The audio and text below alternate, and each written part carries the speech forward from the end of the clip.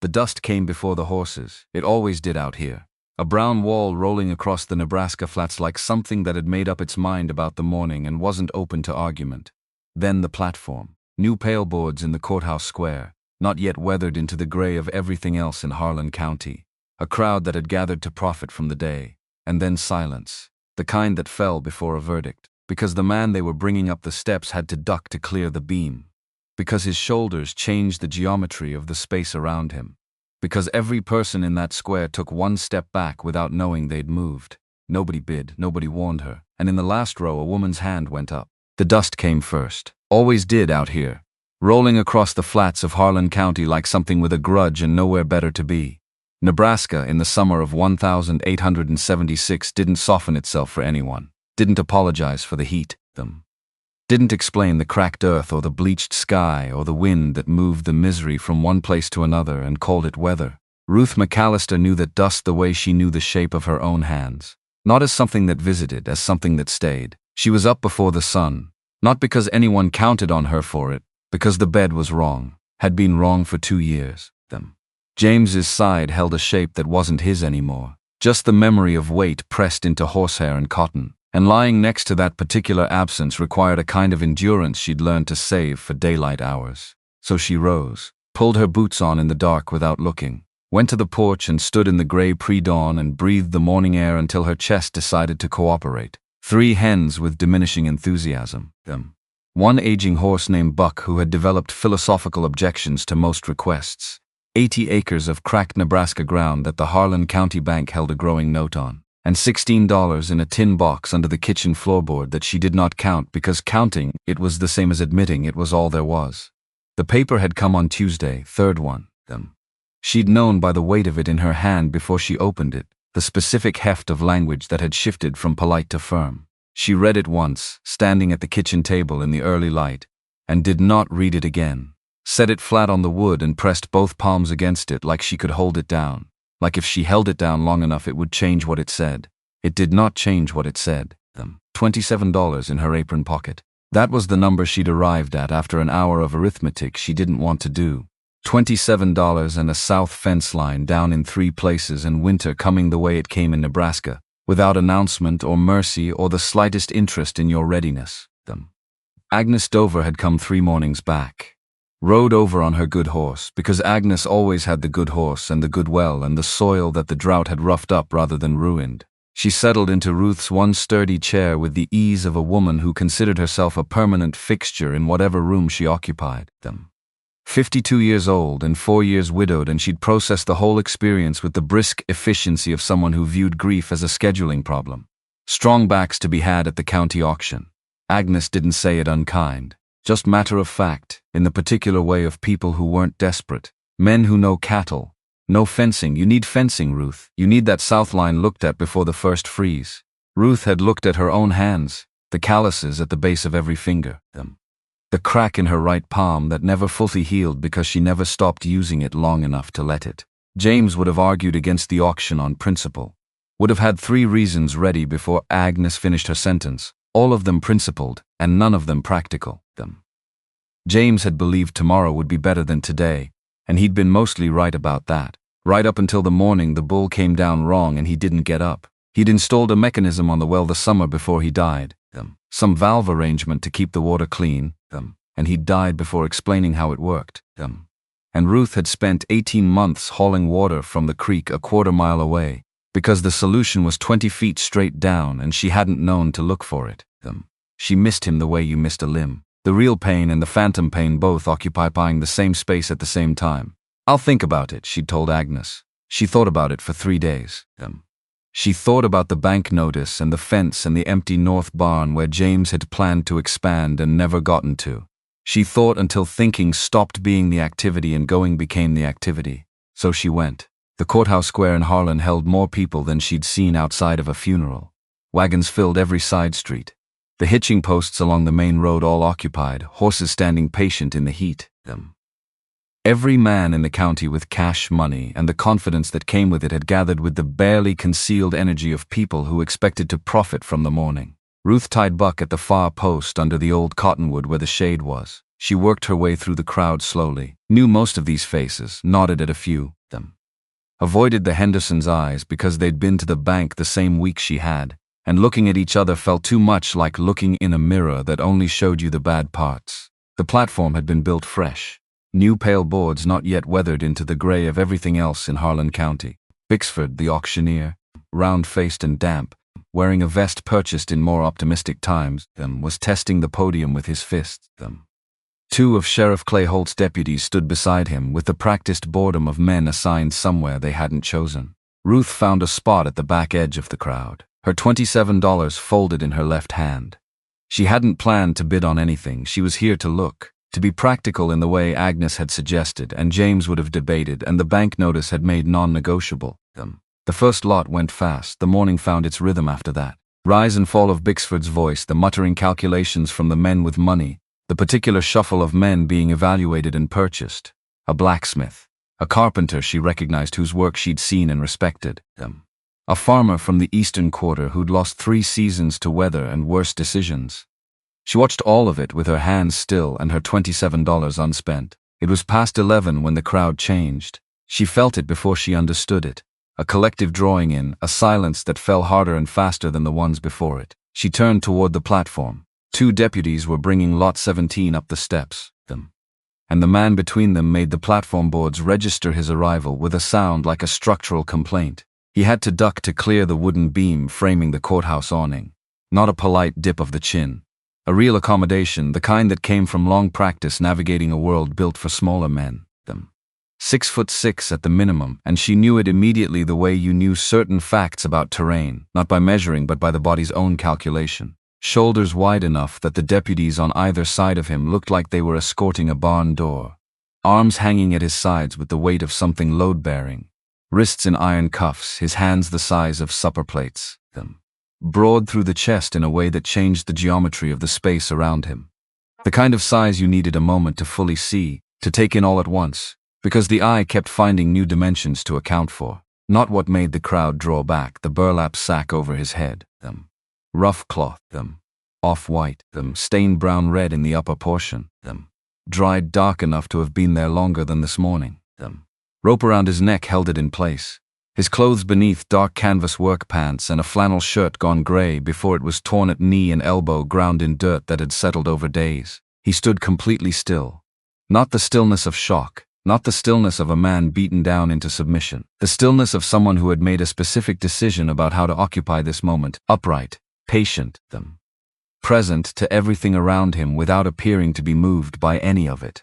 Like the outcome of the next few minutes was information he would receive when it arrived, and nothing about hurrying toward it would improve what it turned out to be. The whispers started at the front of the crowd and moved backward like fire in dry grass. That's the one who killed Vance. Marshal Denton Vance, down in the Dakotas. Bare hands. They found him standing right over the body. Hasn't said a word since they brought him in. A woman 2 rows ahead of Ruth, not quietly, cursed. That's what I heard. Ruth knew the name, Denton Vance. Everyone in the territory knew it, the way you knew certain weather systems, not from direct experience, but because word found you regardless. 12 years with a federal badge. Effective, people said in official settings. In other settings, other words. Cases closing before they should. Money appearing in places it hadn't started. A particular way Vance had of conducting himself that made the people who might have asked questions decide not to. And the man on the platform had killed him with his bare hands in a location behind a saloon, and had stood over the body, without running or explaining or offering a single word in his own defense. Bixford approached the podium and Ruth watched his morning's confidence drain out of him like water through cracked ground. Lot 17. The voice that had carried easily through 2 hours of bidding came out smaller. Careful. Strong back. Experience with livestock and fencing. Will open at $5. Silence. Not the considering silence that preceded other bids, where she could feel the crowd running calculations. This silence had a shape and a direction. It said, not for any price. Bixford tried again, mopping his forehead with a handkerchief. Consider the labor value alone. $3. Say 3. The men who'd been leaning forward all morning calculating every lot had taken a collective half-step back, unconscious, unanimous. Ruth watched the man on the platform. He didn't shift during Bixford's appeals, didn't angle toward the sound of the voice or pull against the cuffs. or show any evidence that the auction was something happening to him rather than something happening nearby. He simply stood and waited. Not defeated, not resigned. He had the patience of a man who had outlasted worse mornings than this one and had the evidence to prove it. She had seen men in bad circumstances. Seen what difficulty looked like on them, in the set of their shoulders, in the way they stopped quite meeting anyone's eye. This man looked like he was somewhere else entirely. No, that wasn't right. He was here. She could feel it from 40 feet away. The attention behind the burlap, the absolute awareness. He knew exactly where he was and who surrounded him and what was being said about him. He simply wasn't afraid of it, and that was the thing she couldn't make fit with everything else she was looking at. $2. Bixford's voice had gone to nothing. Just a man making sounds at a crowd that had made its decision. $2 for lot 17. Surely someone, she didn't decide to raise it. That was the truth of it. The thing she would turn over later in the way you turned over decisions that had already been made before you made them. The hand went up like it had been waiting for her to stop paying attention to it, like it had been watching that platform long enough and had its own opinion about what came next. Her own voice surprised her in the stillness, clear and carrying. $2. The crowd turned them. Every face in the square swinging toward the back where Ruth McAllister stood in her work dress with her hand in the air, and $27 folded in her fist and 20 of them still there. Agnes Dover's voice came from 3 people to her left, not loud, just very precise. One word, her name, carrying approximately 17 different concerns that Agnes didn't have the space to enumerate. Someone in the middle said something about poor James McAllister's widow. She'd been a McAllister 8 years, but some people in Harlan still filed her under the name she'd been born with, in the category of people who'd had a hard run of it. Bixford looked at her like she had simultaneously saved his morning and created a problem he hadn't budgeted for. He scanned the crowd one final time. Nobody moved. $2. The authority all the way gone. Going once. Going twice. A pause that lasted exactly as long as hope. Sold. To the lady at the back. The crowd dispersed with the speed of people who had decided the spectacle was over, and the consequences were someone else's. Ruth worked her way forward against the departing current. Deputy Morrison, young and official and uncertain in the combination that seemed standard equipment for new law, handed her the paperwork. She signed where he pointed. She was watching 2 deputies remove the handcuffs from the man on the platform, watching how he held still for the removal with the same careful economy he'd brought to everything else. And she was trying to account for what she'd just done with $2 that had been her last $2. He moved carefully coming down from the platform steps. Not the careful of someone afraid of being hurt. The careful of someone already hurt and managing it without making it anyone else's topic. She noticed him favor his left side on the descent, the smallest adjustment in how he distributed his weight, and she filed it away. She walked over. Up close, the scale of him was different from what distance had shown her. She was not a small woman. James had always said she stood like she was daring the weather. And this man made her feel the objective mathematics of size in a way that had nothing threatening in it, just the simple fact of dimension. The top of her head came to somewhere below his shoulder. His hands, now uncuffed and hanging at his sides, were large enough that her grandmother's cast-iron skillet would have fit in one palm. Ruth McAllister, one of them had to start. I own a farm about 4 miles north of here. I need fencing work and someone to look at the well and various other things. You'll sleep in the barn. There's food. He turned his head toward her. The burlap moved with the motion. She couldn't see his face, couldn't read his expression. Just the angle of the head, which told her she had his full attention, and the deliberate quality of how he held himself, each movement considered rather than automatic. He nodded once, specific and unhurried. All right, she said, which was her word for things she hadn't organized yet. Wagons this way. Getting into the wagon bed, he solved himself. Worked out the geometry of folding that much body into the available space with methodical efficiency that had nothing apologetic in it. He settled with his legs extended because there was no other option, his hands resting on his knees, fingers laced with careful precision. Like a man who had decided exactly where his hands should be and had placed them there. Buck registered the weight and communicated his displeasure through the angle of his ears and a pointed look over one shoulder. Easy, Ruth told him, more habit than instruction. 4 miles of road. Neither of them spoke. Ruth kept her eyes on the track ahead and stole sideways glances at intervals she tried to make less obvious than they were. He sat without fidgeting. Without the small, restless adjustments most people made when they were confined and uncertain of their circumstances. His head was slightly angled, the way someone listened to a place they were entering for the first time. She thought he was cataloging the countryside and then revised that. He wasn't cataloging, he was receiving. The sound of grasshoppers working the field grass, the quality of the afternoon air over cracked ground, the distant pull of the creek running lower than it should. Whatever else is true about this man, she thought, he pays attention. The farm appeared over the low rise. She'd always called it a rise, though by honest measure it was barely an incline.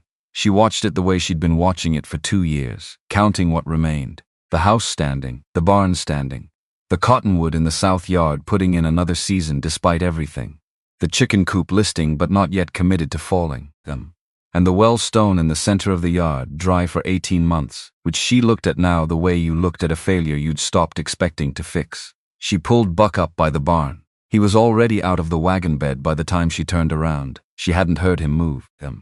Given his size, this should have been physically impossible.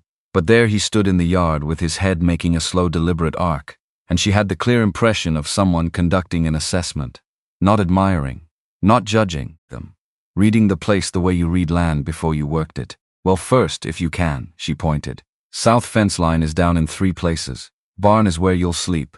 East end stall, cleared out, pallet and blanket in there. A pause. Are you hurt? Left side. The head tilted.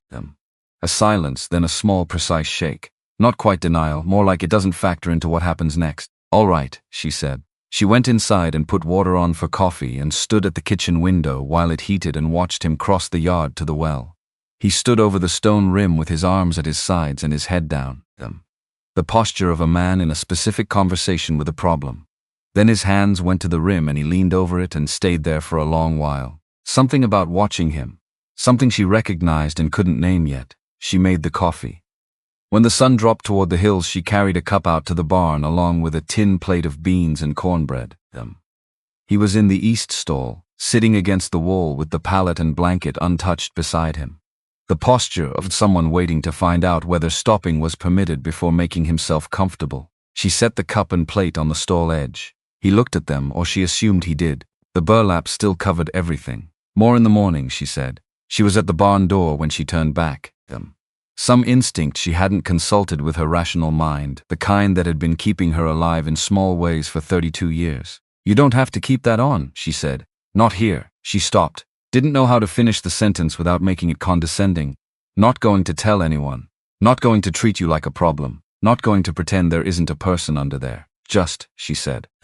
He didn't move. She went back inside. She stood at the kitchen window for another stretch of time she didn't account for.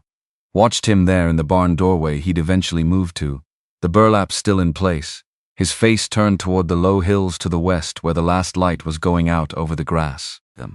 She thought about a night she couldn't remember clearly anymore. A girl of 12 in a creek bank in Kansas and a young man who'd appeared from nowhere with his horse and his nerve, and who'd gathered up 11 scared people and walked them through the dark and disappeared before morning. 20 years was a long time to carry a face you'd never fully seen. She went to bed, lay in the dark, thought about the well, about solutions that might be right there, about the things you didn't know yet that would make them visible. She was most of the way to sleep when the sound came from the barn. Not a scream, not quite. Something from deeper in the chest than screaming.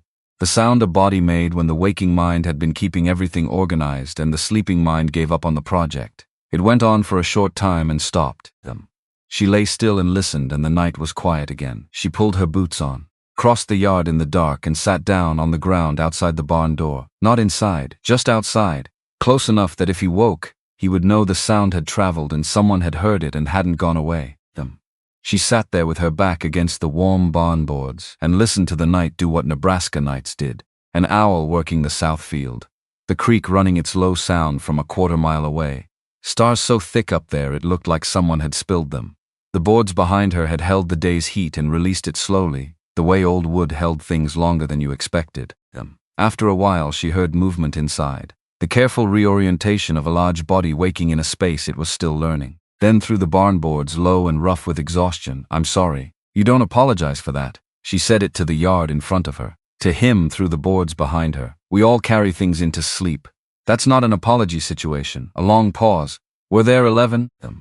Not a question exactly, more like a man confirming a number he'd been holding on to. She understood immediately. He was asking whether they'd all made it, whether that night had held. All 11, she said. All of them. She didn't hear another sound from inside the barn, but she stayed until the first gray line showed in the east and the dawn birds started their inventory of the morning. When she finally stood and went back to the house, she set 2 cups on the counter before she'd thought about it. Just did it. Both cups, both there. Then from the east, hoofbeats. Not a single horse on a morning errand. The deliberate rhythm of multiple horses moving with official purpose. She went to the window. 6 riders on the eastern road, a territorial flag she recognized. At the front, a man in a pressed suit and cleaned boots, the specific combination of someone who had taken time before coming and decided the impression mattered. Federal. She knew the type without knowing the name. And turning away at the far end of the road, already heading back toward town at a pace that said done and finished and nothing more to see, Agnes Dover's horse. Ruth looked at that departing horse, counted to 3. She opened the top drawer of the kitchen dresser and took out the small leather-bound notebook Wade had set on her table the previous evening. No explanation offered, just placed it there while she was washing up. She'd intended to look at it in the morning. She'd been awake until past midnight reading it instead. Dates and names and dollar amounts in careful small handwriting, 3 years of it. A catalog of what Marshal Denton Vance had been doing across 4 counties that had nothing to do with federal law enforcement and everything to do with what a badge made possible when nobody was checking. She closed her fingers around the notebook. From the barn she heard him already moving, already awake and already coming. The barn door opened and he stepped into the yard, still large, still steady. The burlap was gone. She saw his face for the first time in the early morning light, and she stood very still for a moment, just taking it in. Strong jaw, gray eyes with the particular quality of someone who had been paying attention for a very long time. A scar along the left side of his chin faded to silver. He was looking at her with the same direct, unhurried focus he brought to everything. And there was something in it that she had no word for yet. Wade, she raised her voice just enough to carry across the yard. Come inside, he came. She put the notebook in her aproned pocket and stood straight and looked at the 2 cups of coffee on the counter and thought about wells, about solutions that had been sitting there the whole time waiting for someone with the right question. She went to the front door and put her hand on the handle.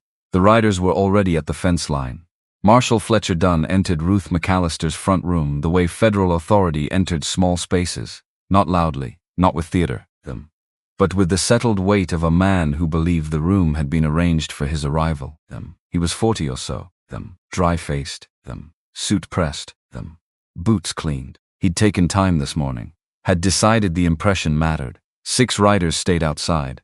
Sheriff Clay Holt positioned himself near the door with the expression of a man caught between 2 forces and not yet sure which one he belonged to. Dunn moved to the center of the room without being invited and stood there taking it in, the worn furniture, the clean floor, the single good lamp, the kitchen beyond where 2 cups of coffee sat on the counter going cold. Wade stood in the doorway between the front room and the kitchen. No burlap, just his face. Just those gray eyes and the particular quality of a man who had made some decision this morning about what he was and wasn't going to keep wearing. And the reason for the decision wasn't something he was going to explain right now. Ruth had noticed when he came through the door. Hadn't said anything about it because it wasn't the moment. Dunn looked at him for a long time. Callum, the voice of a man confirming an inventory item. Wade said nothing. His hands were loose at his sides.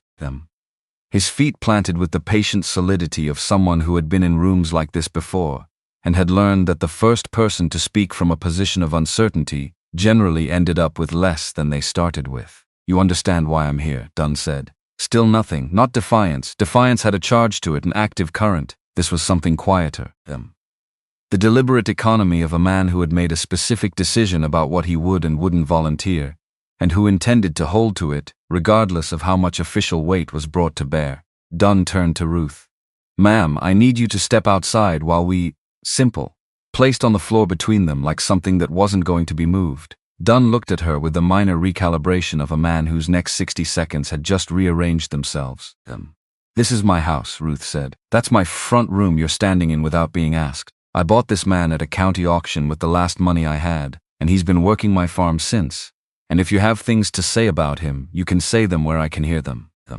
The county contract, Dunn said. Dropping into patience the way a man dropped into a lower gear, doesn't supersede federal jurisdiction when a fugitive is involved. He's not a fugitive. He was processed through a legal county debt proceeding. If you want to reclassify that, I'd like to see the documentation. Dunn looked at her for a moment, then at Wade, then back at Ruth. And she saw the small adjustment behind his eyes, the recognition that she hadn't said this to fill the air, and that he did not in fact have that specific piece of paper on his person.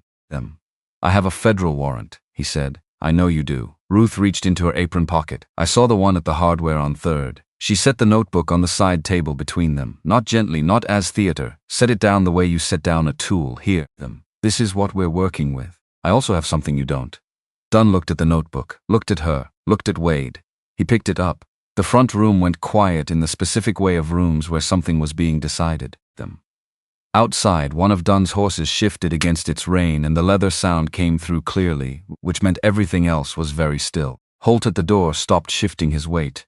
Dunn read. He read slowly, which Ruth found she respected even now. The deliberateness of a man building an understanding rather than confirming one he'd already arrived at. His expression didn't change much.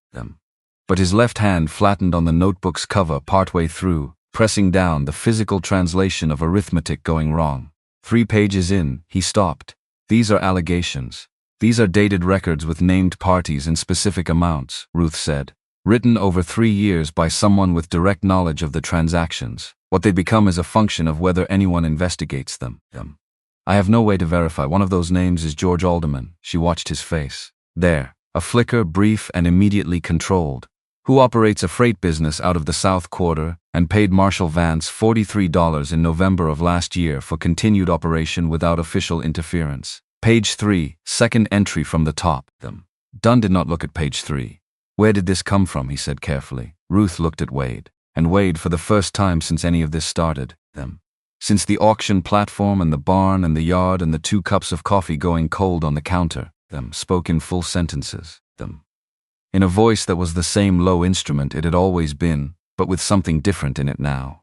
Like he'd been standing in a doorway a long time and had decided to come the rest of the way in. 3 years, he said. Vance ran a systematic operation across 4 counties in this territory. That notebook covers Harlan County. There are 2 additional sections. Dunn was very still. I was building a documented case, Wade said. Specific, verifiable. Sufficient for a federal inquiry. I had a timeline. A pause that had weight to it. Vance changed the timeline. How, Dunn said. He took a woman. Wade's voice didn't change in volume or inflection. Just delivered the fact the way you delivered a fact. Margaret Alderman, 28 years old, her husband runs the supply operation out of the South Quarter. Couldn't meet Vance's latest demand.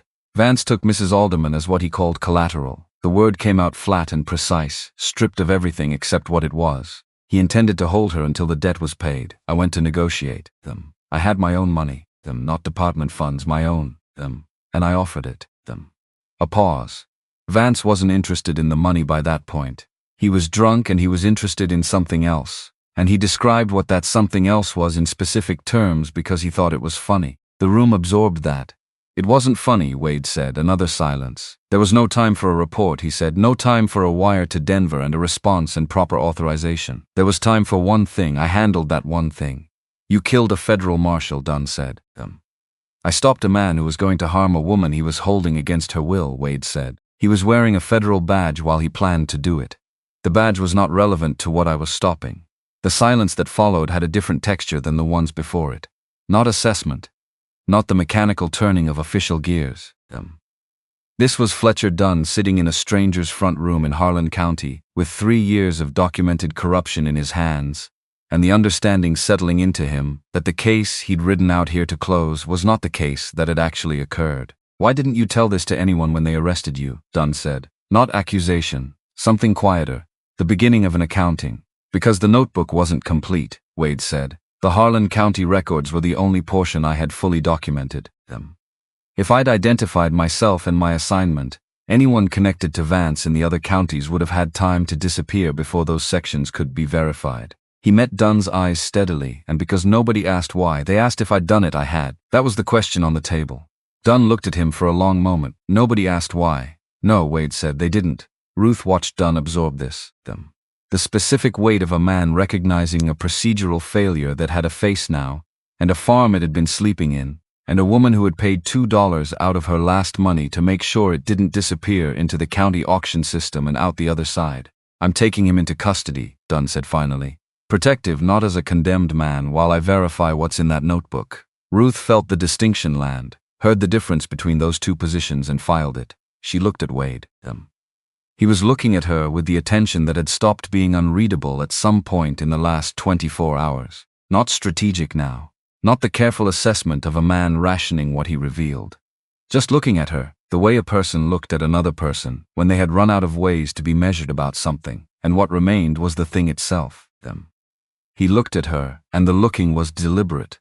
The way you looked at someone when you needed them to know the moment registered, that it was being kept, that some things mattered on their own terms before whatever came next had a chance to complicate them. She looked back, held it for as long as it lasted. 1 week, Dunn said to Wade. I send to Denver for verification. We proceed from there. Wade nodded once. Then he walked out with Dunn into the morning. And Ruth stood alone in the front room with the copy of the notebook she'd already made in the small hours while he slept, and the morning she had ahead of her, and the complete certain knowledge that she was not done with this. Not even close. She looked at the 2 cups of coffee on the counter, looked at the notebook in her hand, looked at the south fence that still needed mending, and the well that was running now, and the 80 acres of cracked Nebraska ground that she had not lost yet. There was work to do. She had read the notebook until past midnight. Wade had set it on the kitchen table without explanation, sometime during that first evening while she was washing up with her back turned, and when she came around and saw it sitting there, she understood without being told that this was not an accident. Not something dropped, something placed, deliberately, by a man who had run out of ways to give her what she needed to find without handing it to her directly. So she read it. Both cups of coffee went cold on the counter. The lamp burned low and she trimmed it twice and kept reading. Dates and names and dollar amounts in handwriting so small and careful it looked like the writer had known he might need to fit a great deal of truth into a limited amount of paper. 3 years of it. A catalog of what Marshal Denton Vance had been doing across 4 counties that had nothing to do with federal law enforcement, and everything to do with what a badge made possible when nobody was checking them. She closed it at midnight, set it flat on the table, and sat in the kitchen for a long time without moving. Then she made a copy. Longhand, her own handwriting. Working from the beginning. Every entry. Every date. Every name. She finished at 2 in the morning, put the original in the kitchen dresser drawer and the copy in her apron pocket, and went to bed. She was on the road to Harlan by 7:40, earlier than town business required, earlier than the courthouse records room opened. For that matter, But Elias Kern had a weakness for coffee brought to him before he'd made his own, which Ruth had learned at the inquest after James and had been storing as useful information ever since. She found him unlocking the side door with his key ring and the habitual expression of a man who had already left this place 3 times in his head before his body arrived. She held out the cup. Kern looked at it, looked at her, took it without a word, which was as close to enthusiasm as Kern got before 8 in the morning. 5 years of civil filings, Ruth said. Anything with Denton Vance's name on it. He let her in. 3 complaints. That was what 5 years of looking produced. First, a freight operator named George Alderman, whose filing described a pattern of official pressure applied at precise financial intervals. The language careful and particular in the way of a man who had thought hard about every word before committing it to paper. Second, a woman named Margaret Pratt who ran a boarding house on the north end of the county, whose complaint used the formal language of official documents to describe something that formal language was specifically designed not to say plainly. And the gap between what the language said and what it meant sat on the page like a bruise. Third, a rancher from the eastern quarter named Cooper Greer, whose situation matched entries in Wade's notebook on 6 specific points. The dates matched, the amounts matched, the name of the deputy Vance had sent to deliver the initial demand matched. All 3 withdrawn. All 3 within 6 weeks of filing. All 3 without stated reason. Ruth wrote down every detail in her own hand and cross-referenced against the copy of the notebook in her pocket. Built a picture on paper that wasn't complete yet but had a recognizable shape. Then she looked at the withdrawal dates again, 6 weeks each time, not random, not the slow erosion of someone losing nerve. 6 weeks was enough time to receive a visit from someone who knew where your grazing lease was filed and had opinions about what happened to it. She thanked Kern for his time and asked after his youngest daughter's situation with the cattle market, which was the kind of question that reminded people you were a person and not just an errand. He told her his daughter had done well, with a brevity that suggested he was pleased but wouldn't say so directly, which was also very Kern. She left and climbed the outside staircase to Elias Webb's office above the saddle shop on 2nd Street. Webb was 73. Had practiced law in Harlan County since before its current courthouse had its current paint. Lost cases against federal jurisdiction on 4 separate occasions. After each loss, he'd written a detailed letter to the territorial government in Denver about the specific nature of the failure and what ought to change. He knew the letters went into a drawer. He wrote them anyway, because a man who stopped writing letters he knew went into drawers had already agreed to something he shouldn't have agreed to. Ruth had met him twice before. Once at the inquest after James, once at the land registry when she'd refiled the farm paperwork under her own name. Both times he'd given her information without performing sympathy. She'd respected that enough to climb 40 years of opinionated staircase at 8:30 in the morning. She knocked. "Come in if you're not selling anything. Dry as creek bed in August." She came in. Set the notebook copy and her handwritten summary on his desk. Sat down without waiting to be invited because the morning had its own schedule and wasn't interested in formality. He read all of it. 15 minutes during which the saddle shop below produced its periodic sounds and a wagon went by on 2nd Street and the day moved forward without them. He didn't speak while he read. Ruth didn't experience the silence as something requiring her attention. Webb set the papers down, took his glasses off, cleaned them on the corner of his vest. "Detailed," he said. "Verifiable," she said. "The names are real. The amounts are specific. The dates can be cross-referenced against Vance's official travel records if anyone pulls them." She leaned forward slightly. "And there are 3 civil complaints in the county records that were withdrawn within 6 weeks of filing, each time under circumstances that aren't coincidental. I have the filings. The pattern is there for anyone willing to look at it as a pattern." He looked at her over the tops of his glasses in the way he'd looked at her at the inquest after James, figuring out what category of person he was dealing with.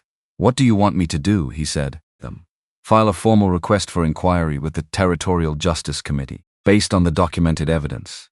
Filed by a member of the Harlan County Bar on the record, so it cannot be made to quietly disappear the way those 3 complaints disappeared. 4 times I've filed things that went into drawers in Denver. I know them.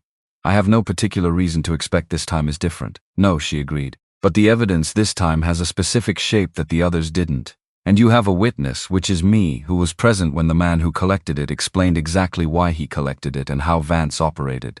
I can testify to the pattern." She held his gaze steadily. "And Webberwin, 40 years in this office. You've earned the right to close on one."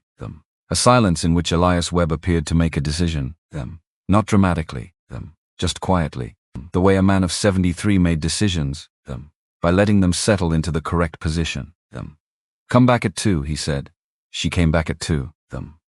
The draft was thorough and written in the precise language of a man who had lost 4 cases to federal jurisdiction and had therefore learned exactly which words the committee was legally required to respond to and which ones could be filed under discretion. She read it twice, suggested one change. He made it without argument, which told her the change was right and he'd already considered it. By 4 o'clock, the formal inquiry request was in the territorial mail, witnessed and sealed. She rode home in the late afternoon with the particular exhaustion of a day that had accomplished something real. Not satisfaction exactly, more the feeling after a long fence repair, when the wire is tight and the posts are deep and you haven't fixed everything but you've fixed this. And this is what today had available to fix. She put Buck up and went straight to the east corner of the barn, left wall. Under the floor, she moved the hay in 3 sweeps of her boot. Her foot found an edge. She crouched and worked the case free with her fingers, a leather case not much bigger than a slim book, worn smooth in the way of something carried close to the body for years. The smoothness wasn't from neglect. It was from the opposite of neglect. She carried it outside into the last of the afternoon light and opened it. The badge was brass, well maintained. The eagle and shield clear under careful polishing. An inscription on the reverse cut deep and clean into the metal. Us Deputy Marshal, appointed 1871. Special Attachment, Territorial Justice Division. Ruth sat down on the porch steps. She held the badge in both hands and let what it meant settle through her in layers, not rushing any of them. Not about the legal case. That calculation was already running and would reach its conclusion. This was about the man. About the specific shape of the life that had produced this object in this case under that hay. He had known someone would come looking. He had arranged to be sold at auction and had trusted that the arrangement would work. that eventually the right person would ask the right question, and he had waited in the specific way of someone who understood that patience wasn't passive. It was the only active thing available when everything else had been accounted for, and she had been the someone. Her hand going up before she'd decided to raise it, in a square full of people who had decided not to. She turned the badge over in her hands. Thought about the night she couldn't fully remember anymore. The girl she'd been at 12 on a creek bank in Kansas. The young man who had appeared from nowhere and gathered up 11 frightened people and walked them through the dark and left before morning without giving his name. 20 years was a long time. Long enough that the memory had simplified into feeling rather than detail. But the feeling had stayed precise. She rode to Dunn's boarding house at 7:15 the next morning. He answered the door in his shirt sleeves. She noted this and did not remark on it because the hour made formality beside the point. She held out the badge. He took it. Read the front, turned it over, read the reverse, read it again. His eyes moving over the letters with the deliberateness of a man who wanted to be certain he was reading what he was reading. Then he stood in the doorway with a federal deputy marshal's badge in his hand, and his face did something she didn't have a clean word for. Not surprise exactly. More the specific feeling of understanding something late that should have been understood earlier, and having the lateness stand right there in front of you, where you couldn't arrange it into something more comfortable. Where, he said. Barn stall. He hid it to protect his cover. If anyone had found this in the first week, the investigation into the other counties would have collapsed before it was documented. She kept her voice level. This was not the moment for accusation. She knew the difference between this moment and that one. He was protecting the ongoing work at the cost of his own situation. Dunn was still looking at the badge. If anyone had investigated them, they'd have found it in the first week, she said. Nobody asked why. Dunn said it back to her, quieter. Nobody asked why. Hearing him say it had a different weight than hearing Wade say it. Wade had said it as a plain fact, the way he said everything. Dunn said it as a man arriving at a truth by having been on the wrong side of it, and that was a different kind of understanding. Harder to come by and more reliable once it arrived. I'm sending to Denver this morning, Dunn said. The confirmation should come faster than the standard wire. I've flagged it urgent. He looked at her. You started the web filing before you found this, yes. Before you had confirmation, yes. A pause. What made you certain? Before any of this, when all you had was a notebook and a man from a county auction. She thought about how to answer that honestly rather than impressively. He carried 11 frightened people through the dark when he was young and asked nothing for it afterward, she said. And then 20 years later he spent 3 years documenting corruption that nobody asked him to document alone, writing it down in a notebook he had no guarantee anyone would ever read. And when the situation required him to act, he acted. And when it required him to be silent, he was silent. She met Dunn's eyes. A man doesn't do all of that for 20 years and then become a different man on the one night it would be convenient to believe he did. She turned to go. His voice stopped her. She turned back. He was still looking at the badge, not at her. I'll have a confirmation wire within 4 days, I expect. Denver moves faster when the request comes flagged with a special attachment notation. He paused. I should have looked for the why. It was available, I didn't look for it. She let that sit where he'd placed it. Some things didn't need a response. They just needed to be said out loud once by the person who needed to say them. She rode back to the farm. Worked the south fence that afternoon, the section that had been down since before James, which she'd been working around for 2 years. Post by post and wire by wire. The clean satisfaction of a thing being made right by the application of steady effort and the correct tools applied in the correct order. She was on the 3rd section when she heard hooves and looked up. Agnes Dover was riding toward the property with the straight-backed purpose she used when she had somewhere to be, and the deciding was already behind her. She pulled up at the fence line. Had not come to visit them. The saddlebag on her right hip sat heavier than usual. Ruth set the wire stretcher down. I went to Dunn this morning, Agnes said. Her voice carried the flat precision she used when accuracy mattered more than comfort. Before I came here, Ruth waited. I told him about George. Agnes looked at the fence line rather than at Ruth, her way of having a conversation that had more in it than she was comfortable displaying directly. The amounts, the dates I remember clearly, which is most of them, because George kept records and read them to me every month so I would know. The dates I only approximate, which are 2. A pause. The name of the deputy Vance sent when George pushed back the one time. What the deputy said specifically about the grazing lease. The exact words she looked up. George wrote them down. He wrote down a great deal. She reached into the saddlebag and produced a stack of papers, folded and worn at the creases. George's ledger records. He marked the Vance payments separately. Dunn took copies. Them. She held the papers out. I brought you the originals because they should be somewhere other than one place. Ruth took them. George Dover's handwriting, neat, careful columns. And there in the margin of the first entry, them. In letters small enough that you had to stop and look for them. Not legitimate, Agnes. Them. Forgive. She looked up. I was going to say thank you, Ruth said. Don't. Agnes moved her horse a half step, the motion of someone who had more to say and was organizing it. There's something I didn't tell Dunn. Something I didn't put in my written statement. I'm telling you because you'll know what to do with it and Dunn might not yet. Ruth waited. The withdrawals, Agnes said. Alderman's complaint, and the Pratt woman's, and Cooper Greer's. Them. I know why they withdrew. She looked at the fence posts Ruth had been setting. Not because they lost nerve. Because someone visited each of them within a week of filing. Not Vance himself. Them. A man who worked for him. Them. Smaller operation. Them. Man named Fenwick. Them. Who never wore a badge but made it clear he knew where the badges were and what they could do. Them.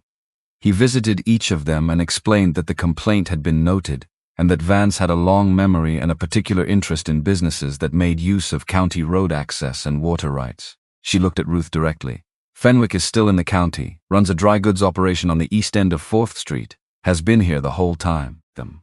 If the formal inquiry goes forward, someone is going to need to know where to look for the mechanism Vance used to keep people quiet, because it wasn't just Vance. Vance is gone, the mechanism isn't. Ruth held that information, turned it over. I'll make sure Webb knows before the committee convenes. Agnes nodded once, the nod of a woman who had done what she came to do and was returning to her own work. One more thing. I went to Dunn first this morning before I came here. I want you to know that it wasn't because you asked me. You didn't ask me, I know. I did it because George kept those records 4 years waiting for someone to ask them. He believed them. George did them. That if he documented it carefully enough and waited long enough, someone would eventually ask them. She gathered her reins. Yesterday I watched you ride into Harlan with that man. I watched the way you rode and I thought, there it is, there's the asking. She looked at the fence Ruth had been working on. Post depth looks right. Whoever set those went deep enough. She turned her horse. Thursday. I'll bring bread. She rode back toward her property with her usual straight-back deficiency, and Ruth watched her go, and thought about George Dover writing not legitimate in the margin of a ledger he knew his wife would eventually read, the faith that required, the patience. She went back to the fence, finished the 3rd section and started the 4th.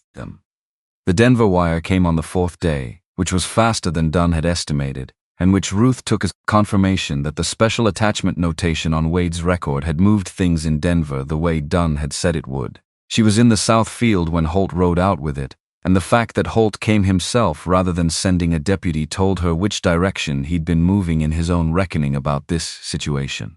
She opened the envelope at the fence line with her work gloves still on. Callum Wade J. Identity confirmed. Deputy Marshal Special Attachment 1871. Territorial Justice Division. Assignment complete. Immediate release authorized. Conduct of investigation commendable. She read it twice, took her gloves off, looked at the farm. South fence standing where she'd set it. Barn with the patched east wall. Well stone in the center of the yard. The cottonwood. The 3 hens making their ongoing assessment of the afternoon. She thought about what it had taken to get here. Not her part in it, that was straightforward enough once she decided to do it. His part. 3 years of writing things down in a notebook with no guarantee the notebook would matter. Letting himself be sold for $2.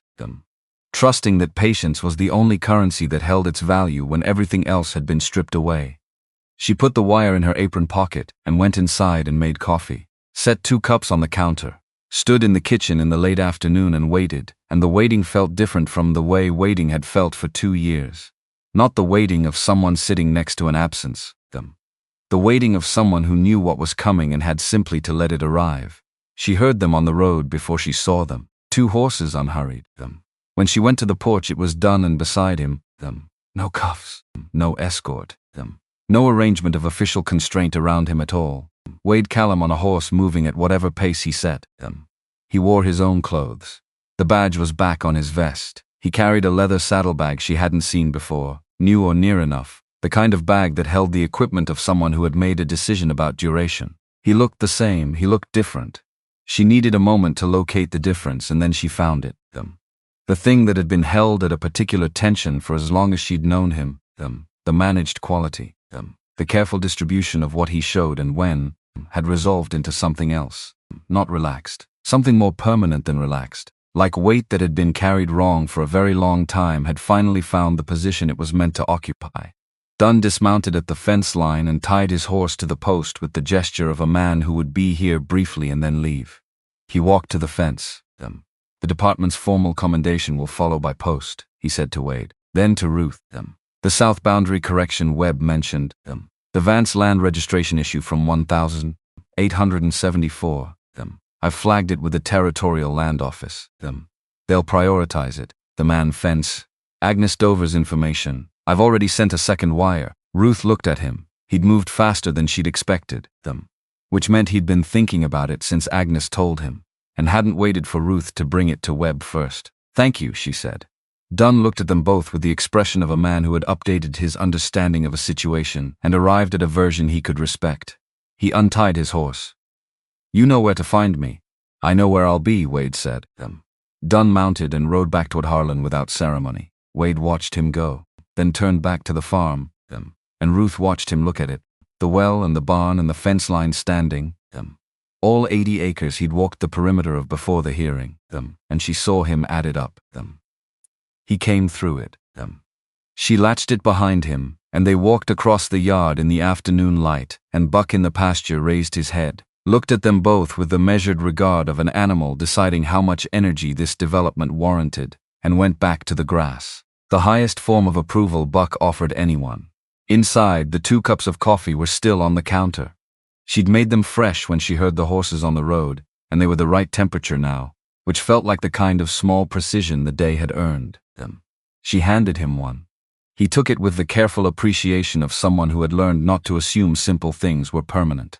They stood in the kitchen in the early evening light and drank coffee, and the house was quiet in the way of houses where something has just changed, and the change hasn't finished settling yet. Not uncomfortable. The opposite of uncomfortable. The quiet of 2 people who had come through a long thing together and were standing on the other side of it and didn't need to explain that to each other. 6 days before Denver, she said. The barn door latch, he said, and the north fence section, the corner of his mouth, and whatever else the place has been saving up. She looked at him across the kitchen, at the badge on his vest and the new saddlebag he'd set by the door, and the gray eyes that had stopped being an instrument he aimed, and had become something she read the way she read the land, not perfectly but reliably. The place has opinions about what it needs, she said. It'll let you know. It already has, he said. 4 things before I'd been here 2 days. That's a slow start for this farm. He made a sound, low and brief, that belonged entirely to him, and she thought, there it is. There's the man who's been standing just out of reach of that sound for 3 weeks. And now here it is, easy and unguarded, in her kitchen in the evening light. She picked up her cup. All right, she said. And that word, which had started as her word for things not yet organized, had somewhere in the last 10 days filled up with everything that was specifically all right. Not fixed, not uncomplicated, but correctly oriented toward what it was supposed to be, which was enough. More than enough. Enough was its own kind of abundance when you'd spent long enough without it. She went to start supper. He stayed at the counter and finished his coffee. And outside, the Nebraska evening was doing what it did when the heat finally broke, going soft and golden over the grass. And the farm received them both in the ordinary way of places that have been waiting for the right people to come back to them. 6 days before Denver, and the farm had its own agenda. The barn door latch needed replacing regardless of what was happening in territorial offices 800 miles away. The north fence section Wade had walked twice already was going to come down before winter if nobody addressed the post depth on the eastern end. The south drainage channel Wade had opened on the 3rd day needed checking after the rain that came through Tuesday night, light rain, the kind that barely counted in Nebraska but was enough to shift loosened soil. The farm was specific about its requirements and entirely indifferent to timing, which was one of the things Ruth had always respected about it. Wade worked the first 3 days with the same methodical attention he'd brought to the well. Not fast, not performed. Thorough in the way of someone who understood that thorough was the longer investment and the more durable result. The north fence posts went in 6 inches deeper than the original installation. which he'd identified as the source problem by studying the lean of the existing posts and calculating backward to the cause. The barn door latch went in on the second day, and with it the underlying issue, a settling in the door frame that had been making the latch fail for longer than the latch itself had been the obvious symptom, and he addressed both things rather than the one that showed. He found a soft spot in the barn floor she hadn't known about and repaired it before it became structural. He rebuilt the east corner of the chicken coop from materials already on hand and one trip to the hardware in Harlan that he made and returned from without explanation or accounting, and the new corner was square in a way the original hadn't been, and the three hens communicated something that might have been approval through their increased output. Buck followed him around the pasture. Ruth had a great many thoughts about that and was choosing which ones to have. On the fourth day after the specific urgent failures had been addressed, the character of Wade's work changed. He walked the full perimeter of the property at the deliberate pace of a man reading something rather than covering ground. Ruth watched him from different positions as the morning progressed. At the south pasture, crouching to examine the soil depth along the fence line. At the western rise, standing with his back to the farmhouse and his face toward the low hills, still for a long stretch. At the northern boundary where the property met the creek bed that ran low but ran. He wasn't assessing failures, he was learning the place. Memorizing it the way you memorized something you expected to be away from. She did not ask him about it. She understood what it was. On the fifth evening she made supper and called him in, and he came through the front door and washed his hands at the kitchen basin and sat down across from her at the table with the ease of a man who had been doing this long enough that the ease had become natural, which it had, which was its own kind of information. They ate. The evening light came through the window at the late summer angle that only existed at this time of year, at this time of day, putting a particular quality of gold across the floorboards that Ruth had noticed every year she'd lived in this house and had stopped remarking on because some things you just let happen to you. North post depth is going to hold through winter, Wade said after a while. The angle looked right when I set the last one. Ruth moved a piece of cornbread. Creeks lower than last August at this point in the season. Drainage on the east side of the south field was backing up, he said. Channel blockage about 40 yards in. I cleared it Tuesday. She looked at him. There's a drainage channel on the east side, there is now. The dry quality in his voice, brief and unhurried. Before that there was just the indication of one. The way the soil was compacting in a line. James probably intended to dig it out and didn't get there. She thought about that. About the farm her husband had carried in his head. The plans and intentions and the systems half built and the explanations half given. All of it waiting in the land for someone with the right knowledge to come along and find it. He had lists, she said. Long ones, kept them in a notebook by the bed. I couldn't read his handwriting well enough to follow most of them after he was gone. Wade was quiet for a moment. What happened to the notebook? Trunk in the bedroom. Couldn't throw it away and couldn't read it, so I put it where I didn't have to decide. He nodded. Didn't push past it, didn't make it larger than she'd offered it. Denver is tomorrow, she said. Yes. Outside, a nighthawk went over in the blue dusk, making its particular sound. The kind of sound that meant the season was turning even when the heat hadn't admitted it yet. Are you ready for it? She said. I've been ready for 3 years. He said it without performance. True in multiple directions at once, and they both understood the multiple directions, and neither of them named them. Because some things didn't need naming. Because naming them would have made them smaller than they were. She cleared the plates. He washed them without being asked, which he'd been doing since the third evening, and she'd stopped registering it as something to note and started registering it as how the evenings ended.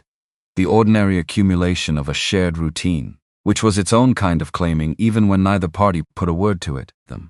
When the dishes were done, he stood at the kitchen basin drying his hands, and she was at the table, and the lamp between them was doing its small warm work, and the house had the quality it had in the evenings now, not empty, which was what it had been for 2 years, inhabited in the way that required 2 people to achieve. You walked the whole property today, she said. He set the drying cloth down. Yes, you were memorizing it. He looked at her across the lamplight, not caught, not defensive, just honest. She held his gaze. You don't have to memorize it. You could just know it because you're here. He was quiet for a moment. Then, I sent a letter to Denver 3 days ago. She waited. Before the hearing was scheduled, before the filing was submitted, before any of this had a known outcome. He looked at his hands, flat and still at his sides. The department offered me a new assignment. Different territory. 6 months. I declined it. She absorbed this. You didn't tell me. No, pause, because I've spent 5 years making decisions based on what the assignment needed, what the operation needed, what the evidence needed, what the people I was protecting needed. He looked at her steadily. I wanted to make one decision based on what I wanted without accounting for anyone watching to see if I'd get it right. I wanted to know that I chose this because I chose it. Was it the right choice, she said. He didn't perform certainty. He was not a man who performed things, he just said yes. She picked up the lamp to carry it to the counter, and the movement of the light changed the room's shadows.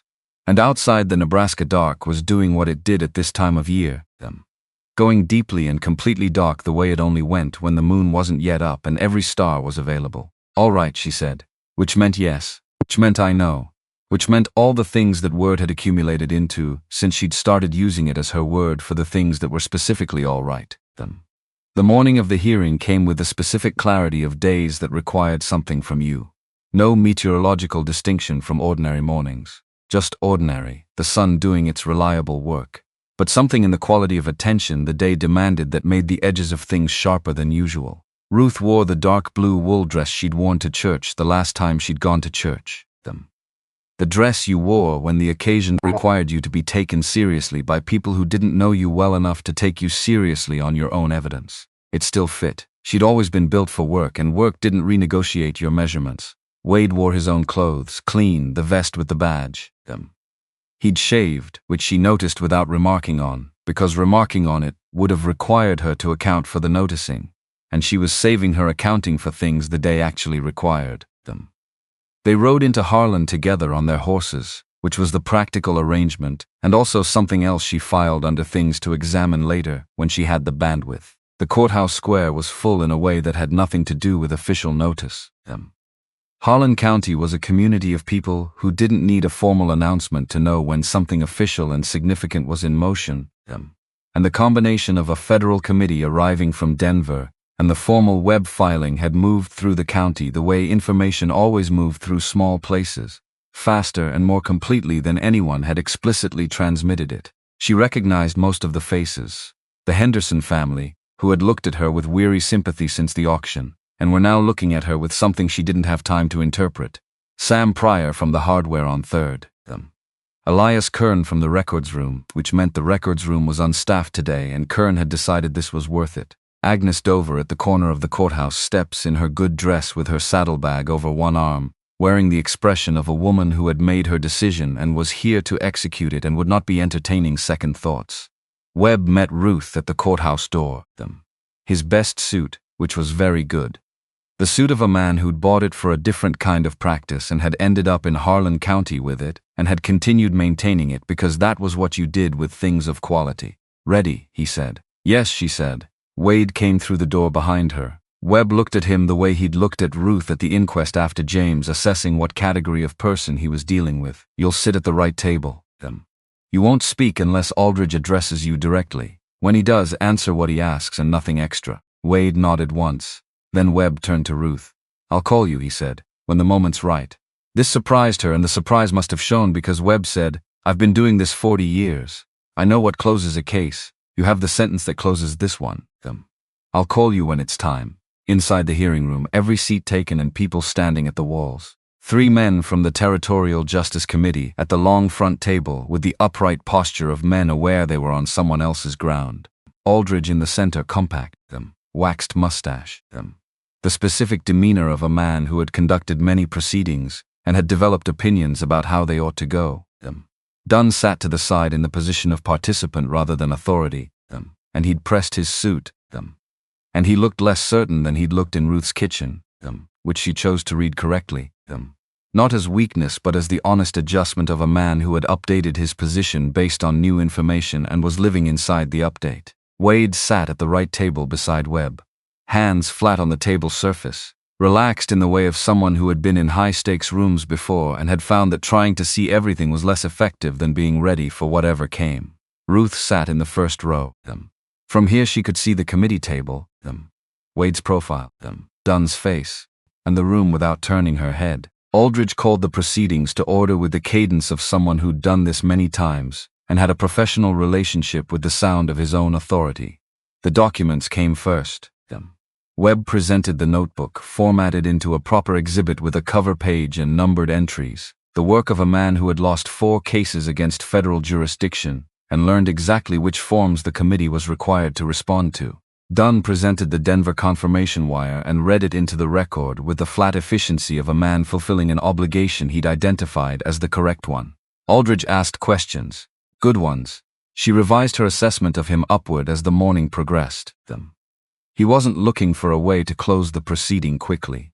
He was looking for the actual shape of what had occurred, and that was the kind of inquiry you conducted when you were more interested in being right than in being finished. Agnes testified first among the gallery witnesses. She stood at the front of the room and told the committee about George, the amounts, the dates, the specific language Vance had used about the grazing lease when George had pushed back that one time. Her voice was level and precise, and she placed George's ledger records on the committee table with the confidence of someone depositing something that belonged to the record and had been kept from it too long. Then she returned to her seat and sat with the settled posture of a woman who had finished something that needed finishing. George Alderman testified next, the freight operator who had driven 2 days to be here, and who described Vance's operations with the specific detail of a man who had been keeping his own records without knowing they'd ever be useful. Then Margaret Alderman, composed and direct beside her husband, describing the 14 months of pressure and the night Vance had taken her, her voice steady in the specific way of someone who had decided that steadiness was the form her testimony would take and had not wavered from that decision. By the time the gallery witnesses finished, the room had changed in the way rooms changed when a sufficient quantity of specific truth had been deposited into them. Not quieter, if anything the murmuring had increased, but different in quality. The sound of a community recalibrating what it thought it had known about the last several years. Then Dunn stood. He stood for a moment before he spoke, which she hadn't seen him do before. He'd always had the words arranged in advance. This was something different. A man organizing not the words but his relationship to what the words were going to commit him to. I came to Harlan County to close a case I believed was factually straightforward, he said. A federal marshal was dead. A man was identified at the scene. The man offered no defense. He looked at the committee. I did not ask why. No one in the department asked why. We asked whether he had done the act, received confirmation that he had, and proceeded on that basis. A pause in which the room was very still. The why was available. It was in a barn stall. It was in 3 filed and withdrawn civil complaints in this county's records. It was in the account records of people who had been afraid to speak until someone gave them a reason to stop being afraid. He set his hands flat on the table. I am recommending full exoneration of Deputy Callum, and I am recommending a formal review of how the Vance operation went undetected for 3 years inside our own department. The failure was not contained to one county or one marshal. The gallery made a sound that wasn't applause. More the collective exhale of people who had been holding something and found a moment to set it down. Aldridge made notes. The committee conferred in the low professional register of men building a consensus they'd individually already arrived at. Then Webb stood and said without preamble, the committee may also wish to hear from Ruth McAllister. Before any of this was submitted or filed or confirmed, the person who asked why. Aldridge looked at her. She hadn't known Webb was going to do this. She would have thoughts about that later. She stood, walked to the front of the room, stood where Agnes had stood and looked at the committee, and did not look at the gallery because the gallery was not the point. My name is Ruth McAllister. I own a farm 4 miles north of Harlan. 3 weeks ago, I spent my last $2 at a county debt auction to purchase the labor of a man no one else in the square would buy. She let that sit, because it was true and it had weight and the weight was relevant. On his 2nd day at my farm, he fixed a well that had been dry for 18 months. Not because the water was gone. Because a valve my late husband had installed and hadn't had time to explain was closed, and no one had looked for that specific solution. He found it because he paid attention to what was actually in front of him, rather than assuming the problem was what it appeared to be. The room was quiet in a way that had texture to it. In 1856, I was 12 years old, she said. My parents were killed in a bandit attack on a wagon train in Kansas. There were 11 of us who survived. We survived because a young man on horseback rode toward the shooting when everyone else was riding away. He gathered us up. He walked us through the night to safety. He left before we woke without giving his name. She looked at Aldridge directly. I did not know his name for 20 years. I learned it at a county auction when I paid $2 for him. Something moved through the room. Not a sound exactly, more like a change in pressure. The committee has documents and testimony and federal confirmation that establish clearly what Deputy Callum was doing and why he was doing it. I am not here to supplement the legal record. I am here to say that the legal record, however complete, does not account for the kind of man you're deciding about today. It tells you what he did. It doesn't tell you that he has been doing versions of it for 20 years without anyone asking. It doesn't tell you what it cost persons to go toward the problem every time, for 20 years without stopping, or what it cost to stay silent when speaking would have been easier, because speaking would have let the larger wrong continue. She paused. I think you should know that when you decide. She went back to her seat.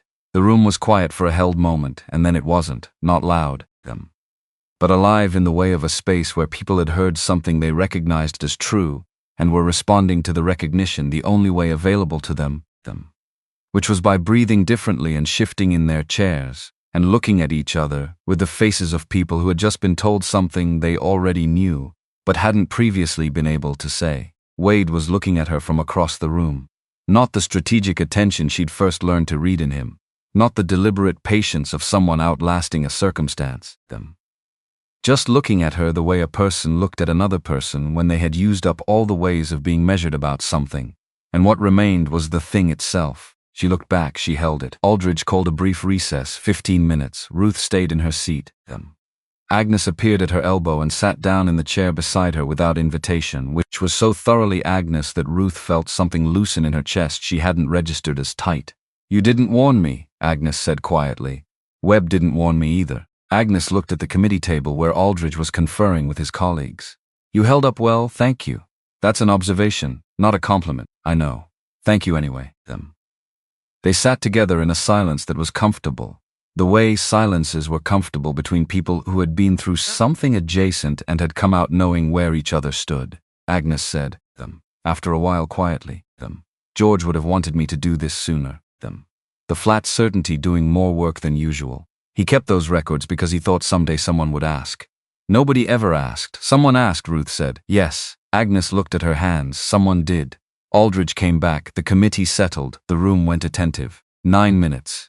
Ruth watched the clock on the wall because her hands needed something to do that wasn't gripping the chair arm, which she was also doing. Aldridge read without preamble, in the tone of a man who had decided and was not going to perform the having decided. All charges against Wade Callum arising from the death of Marshal Denton Vance in the Dakota Territory were formally dismissed. The actions of Deputy Callum were reclassified as lawful exercise of federal authority in the immediate protection of a civilian facing imminent harm. His record was noted as commendable for the conduct and duration of the Vance investigation. He was reinstated with full standing. The Territorial Justice Division in Denver was to receive a formal review inquiry regarding supervision protocols for undercover operations. The room made actual noise, not celebration exactly. Something more considered, the sound of a community arriving at a thing it recognized as correct and expressing that recognition, men shifting and exhaling. Someone behind Ruth saying something quietly that got a quiet response. Agnes beside her pressing her hands together once in her lap and then releasing them. Wade looked at Ruth from across the room. She looked back at him across the space and the 9 minutes and the 3 years and the 20 years, and all the accumulated distance between a creek bank in Kansas and a courthouse room in Nebraska. And what was on his face was not triumph and not relief. It was the expression of someone who had just watched a weight lifted from a place the weight had been so long that the lifted feeling and the ache of the lifting existed at the same time. She understood that completely. The gallery cleared in stages. Ruth stayed in her seat until the room was mostly empty. She needed a minute in the diminished space first, with the light coming in at its midday angle, and the chairs emptying around her, and the fact of what had just happened settling into something she could carry. Thomas Henderson came over before he left, stood in front of her and turned his hat in his hands. I should have bid, he said, at the auction. I was standing right there and I should have bid. I want you to know that. He put his hat on and left. Ruth sat with that for a moment. Webb came and stood beside her chair. He didn't sit. Looked at the front of the room where Aldridge was gathering papers. You knew you were going to call me, Ruth said. I knew, Webb said. You could have warned me. You would have practiced. He picked up his hat from the chair beside her. Practice testimony sounds practiced. Come see me next week. The south boundary of your property may have an issue related to a fraudulent land registration Vance pushed through in 1874. It'll want looking at. She filed that under the ongoing evidence that solving one problem generally revealed the outlines of the next. Dunn came over them. He stood with his hat in his hand and the expression of a man who had something to say, and was going to say it without the official register, which she could see required a small conscious effort. You were right, he said. What you told me at the boarding house. A man like that doesn't become a different man because it's convenient to believe he did. He met her eyes. I should have looked for the why. It was available and I didn't look for it. I'm sorry for that. You looked for it when it mattered, she said. You stood up in that room and testified when you didn't have to. That's not nothing. He nodded, put his hat on. I'll need Deputy Callum in Denver by end of next week for the formal reinstatement and the debrief on the Vance operation. A pause. He's the person with the most direct knowledge of how the undercover supervision protocol failed. Then he should give it to you, Ruth said. Dunn left. Wade came and sat down beside her in the vacated chair. He sat the way he sat everywhere, fully and without the provisional quality of someone expecting to be asked to move. 9 minutes, she said. He looked at the clock on the wall. You were counting, I needed something to do. A pause. Webb told me afterward that the most effective testimony is the kind the witness didn't have time to talk themselves out of. That is extremely correct, she said, and I'm still going to have a conversation with him about it. Something happened at the corner of Wade's mouth. Not the preliminary version she'd catalogued in those first days, the almost there that was gone before it finished arriving. The full version. Unguarded, brief and real and belonging to a man who had reasons for it. They walked out into the courthouse square together. The crowd had thinned but not dispersed, people finding reasons to stay in proximity to where the thing had happened. Agnes was at the square's corner, saddlebag empty and folded flat. Carl's name, she said when Ruth reached her, meaning George's. Webb entered the ledger records as exhibit. George's name is in the committee transcript now. Official. She looked at the square. It's a strange thing to have his name in an official record on the right side of something. Ruth looked at her neighbor, at the practical surface and what had been under it for 4 years, now lighter by some measure. Come Thursday, Ruth said. Bring the bread. I said I would, Agnes said. I'll be there. She left with her usual purposeful stride, and Ruth watched her go and thought that the fabric of a community was made of exactly these moments. The small decisions to show up and to speak, and to bring bread on Thursday, accumulating over years into something that held. They rode home in the late afternoon, side by side on the road north from Harlan, the sun dropping toward the western flats, the light going gold over the dry grass. Neither spoke for the first mile. The silence between them was the kind that didn't need filling. The deep silence of two people who had been through a long thing together and had arrived somewhere and were letting the arrival be what it was. People looked at you differently in there, Wade said after that mile. Not just the news, the way they looked at you before the ruling. Henderson crossing the room. That's not a response to new information. That's people seeing something they already knew and not having found the right angle on it until today. That's going to complicate things, she said. Probably. He glanced at her. I think you've been doing it without realizing. The noticing part. It's the being noticed part you've been avoiding. That's very specific of you. I'm a detail man. The dry quality, perfectly calibrated. It's the training. She laughed. Real laughter. The kind that came up without preparation. And it surprised her a little. The ease of it. The ease itself was its own information. The farm came over the rise as it always did, presenting itself without ceremony. The way things presented themselves when they'd been there a long time and had stopped needing to make an impression. Ruth saw it with the eye she'd been developing for 2 years, the eye that counted what remained. Well running, south fence standing, barn with the level door and the replaced latch, the cottonwood doing its patient annual accounting. That evening he set a small velvet box on the kitchen table, not between the coffee cups. Beside them, where it didn't require either of them to look past it to look at each other. Dark blue velvet worn at the corners in the way of something carried a long time. She looked at the box. Looked at him. I should tell you when I bought these, he said, because the when matters. She waited 1871, the year I was appointed. First month. I was in Denver receiving the assignment and the badge and the terms of the work. I was in a store buying bootlaces and I saw these and I thought. He stopped. Found the right sentence. I thought that I'd been moving for 15 years and I didn't know what I was moving toward. And I thought that when I found out, I should be ready. He looked at her. I've moved them from one set of saddlebags to another for 5 years. Ruth opened the box. 2 rings, gold plain. The kind that said one thing clearly and meant it without embellishment. The kind that didn't need anything added because what it was saying was already complete. "You haven't asked me anything yet," she said. "I'm aware of that." The corner of his mouth.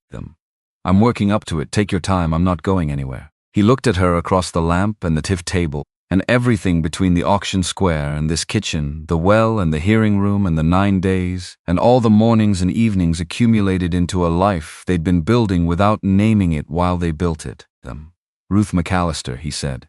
"I rode toward the shooting at Bright Creek when I was young because I couldn't make myself do otherwise. I ended up in your barn because the situation required it.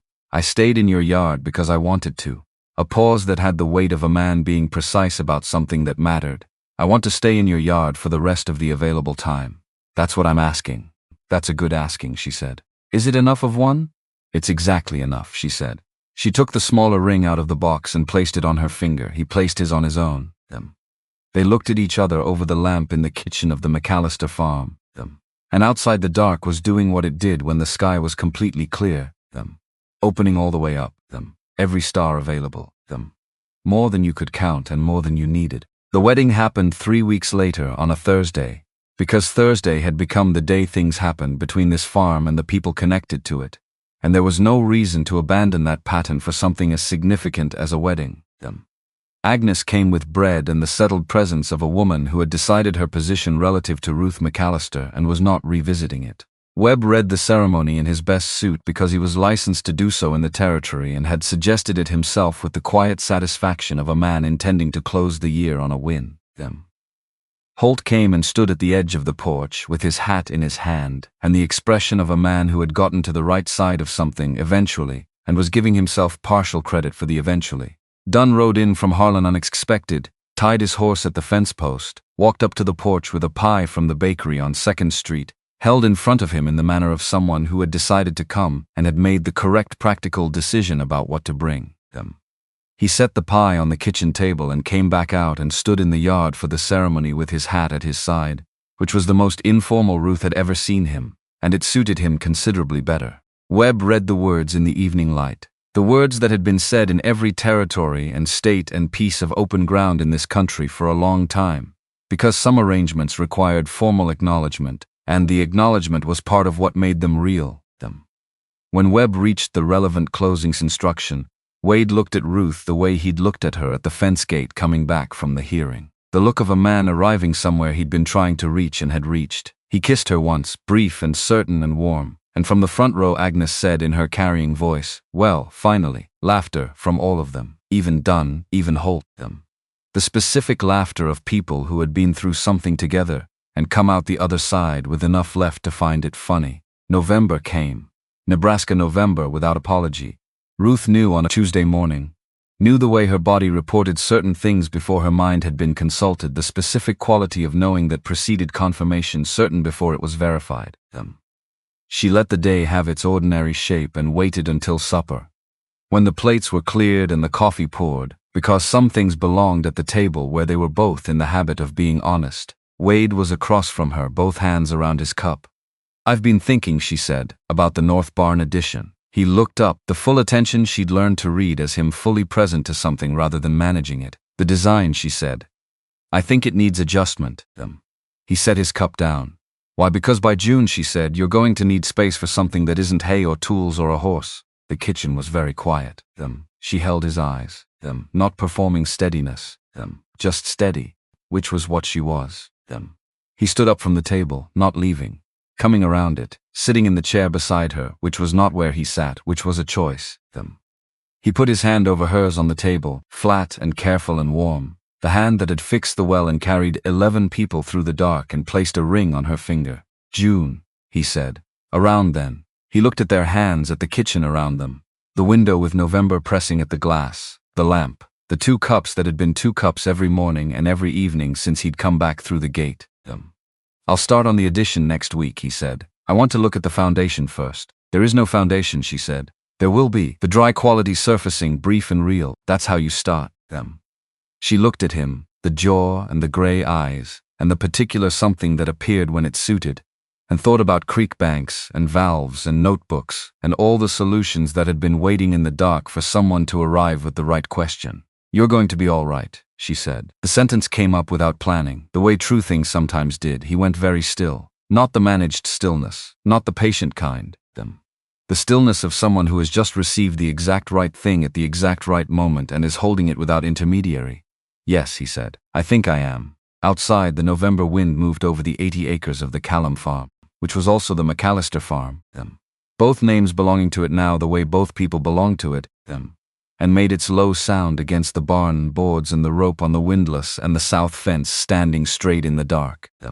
In June, when the wheat came in for the second consecutive season, and the light went long and gold over Nebraska the way it only went in June, Ruth Callum stood on the porch in the early morning and held a boy who had arrived with his father's dark hair and his mother's comprehensive opinions about the available information. Wade stood beside her with one arm around her shoulders and looked at the farm the way he'd looked at it the morning he walked the perimeter before Denver, adding all of it up. The well running, the fence lines holding, the barn with the level door, the cottonwood doing its patient annual accounting. James, Ruth said. She'd offered the name 2 nights before, quietly and as a question, because that was how she offered things. He'd said yes before she finished asking. James Wade Callum had arrived in the world on a June morning, looking at everything available with the focused inventory of someone taking thorough stock of a place they intended to stay. Wade put his finger out. The boy's hand closed around it. Not metaphor, the fact of it. The small hand finding the large one in the morning light, practicing the first skill that mattered, which was the skill of holding on. Ruth looked at Wade's hand and her son's hand and the yard and the wheat going gold and the well stone in the center of it with water in it, which had always had water in it, which you knew once you knew where to look, once you had someone beside you who was going to stay long enough to look with you. The sun came up over Nebraska without ceremony, the way it always had, the way it would go on doing. The wheat was taller than at this hour yesterday, the well was running, and on the porch of the Callum farm, in the long light of a June morning, a family stood in the ordinary extraordinary fact of having found each other, which was what happened when you went toward the problem instead of away from it, and kept going for as long as it took.